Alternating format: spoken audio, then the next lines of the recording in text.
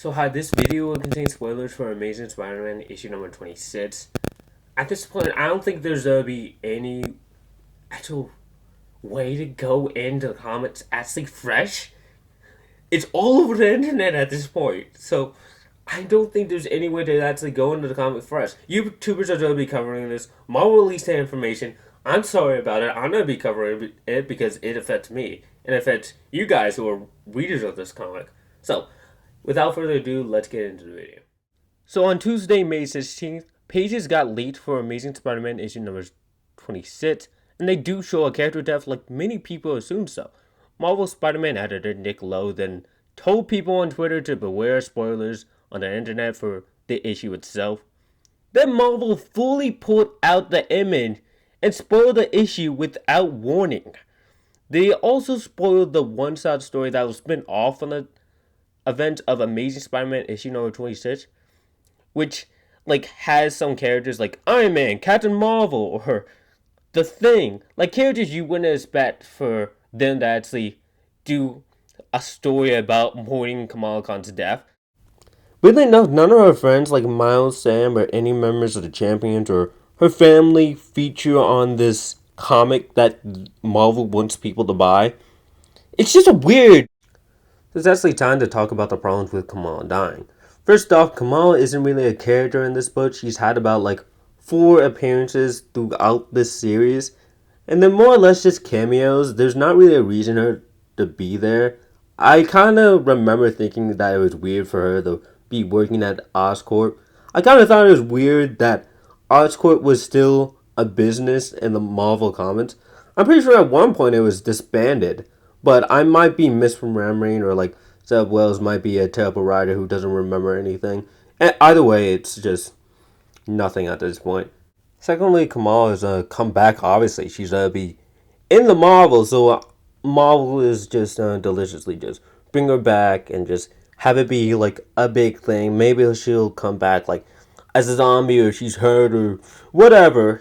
But eventually, they're just gonna bring her back. So what's the point of her dying in the first place? Thirdly, she and Spider-Man, Peter Parker, aren't that close.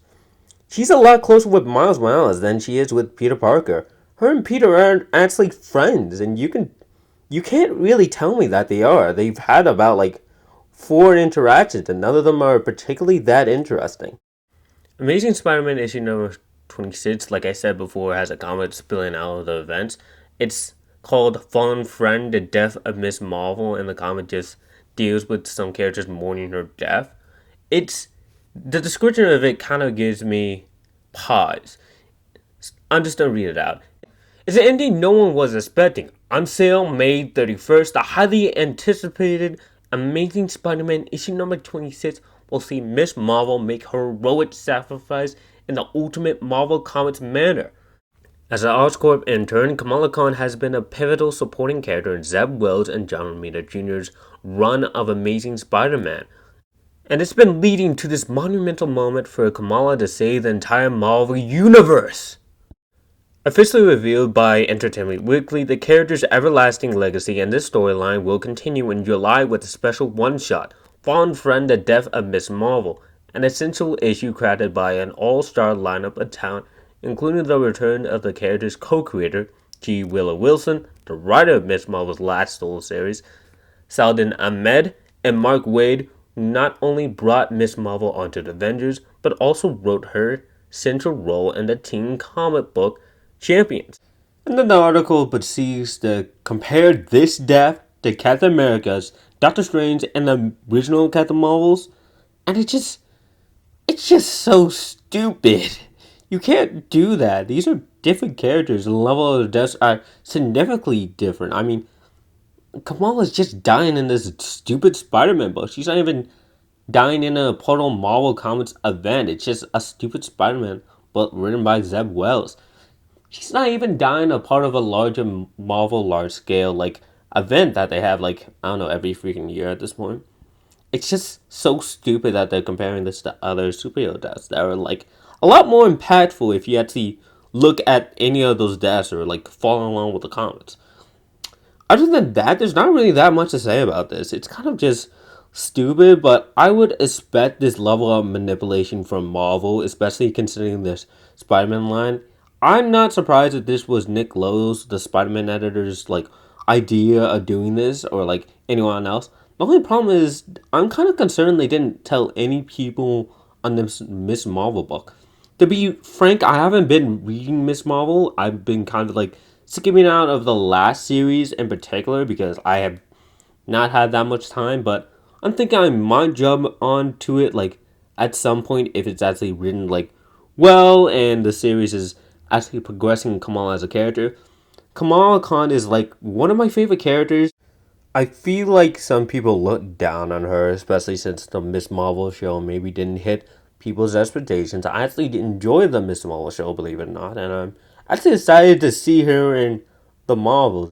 Other than that, there's nothing really to say about like Kamala's involvement. She doesn't really have that much involvement in like Amazing Spider-Man at all. But maybe this death will be probably meaningful. Maybe this death will make sense. Maybe they'll actually do this death well. I doubt it, especially with Zeb Wells. Honestly, there's not much for me to say more about this issue, about this comic, about anything that's happening in Marvel. But hoping that Amazing Spider-Man issue number 26 will get better. If not, just put someone else on the issue. Stop trying to get readers into hate reading your own comic. Try to get readers into loving your comic.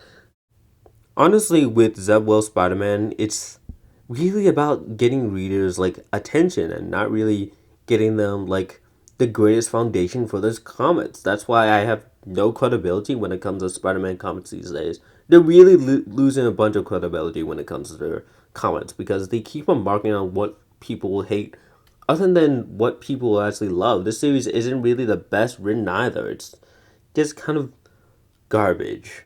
Other than that, thank you guys for watching this longer formatted video where I basically just yelled to you guys about like what I didn't like about Amazing Spider-Man and what I'm not looking forward to in Amazing Spider-Man at all. It's honestly just grateful that so many of you guys have been sticking around watching my videos, just commenting and just liking and subscribing. I'm honestly surprised how many people have, and I'm honestly thankful for that.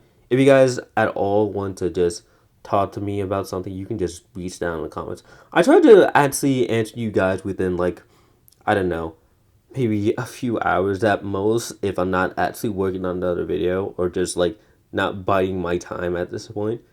But thank you all for just subscribing, liking my videos, commenting. You can honestly just reach me on any of my socials that honestly just leave around for you guys. You can honestly just reach me in the comments as well. But I honestly don't try to answer those as frequently because I'm trying to work on some of my other videos. Heads up, I'm going to be doing a different kind of schedule for my videos, so I might not upload as many shorts. I might focus on a few longer formatted videos, and I'm just trying to see if that's what works. Anyway, thanks for watching this video, guys, and I appreciate you guys, and I'll see you guys in the next video. Ta-ta!